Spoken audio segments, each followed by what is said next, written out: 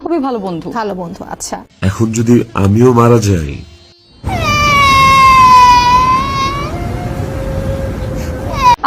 আলভি আমার মিডিয়াতে। আমিও রিজিকের মার কাছে চলে যাই, রিজিকের কি হবে?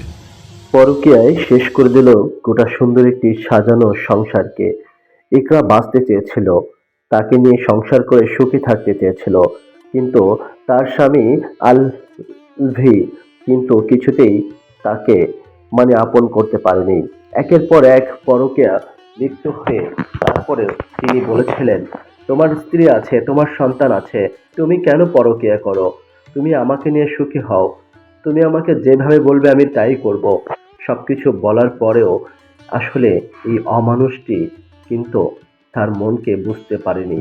এমন এমন বিষাক্তধর কথা বলেছে, যে কথার কারণেই আজকে আমাদের এই প্রিয় মানুষটি চলে গেছে। ইকরার জন্য আমাদের দেশের অনেক মানুষেরই খুব খারাপ লাগছে, কিন্তু এই নিষ্ঠুর পাষাণ স্বামী এতটাই আঘাতপ্রাপ্ত কথা বলেছিল, যে কথার তীরগুলো একেবারে ছিদ্র করে দিয়েছিল ইকরার দেহটাকে। প্রিয় দর্শক, আমরা যে কথাগুলো বলছি আসলে ঠিক এমন কিছু কথা আছে, যেই কথার কারণেই মানুষ এই পৃথিবী ছেড়ে পরপারে চলে যায়।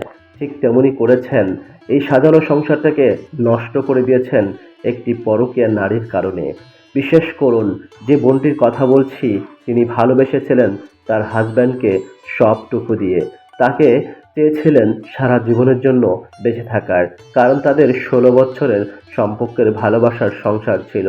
সেই সাজানো সংসারকে নষ্ট করে দিল এক পরকীয়া নারী, যার কথাগুলো শুনে একেবারে ইকরার দেহে এত এত বিচ্ছিরি কথা বলেছিল তারই স্বামী।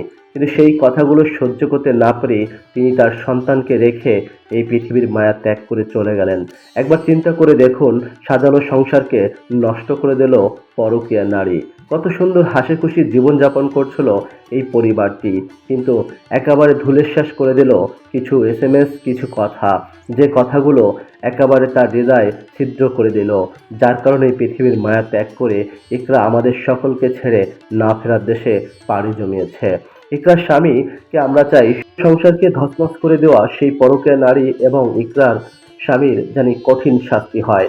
প্রিয় দর্শক, আপনাদের কাছে অনুরোধ করব হাত জোর করে, যদি ইউটিউব থেকে ভিডিওটি দেখেন তাহলে কমেন্ট বক্সে কমেন্ট করবেন, আর ফেসবুক থেকে দেখে থাকলে এই মাসুম বাচ্চার মুখের দিকে তাকিয়ে ভিডিওটি শেয়ার দিয়ে যাবেন।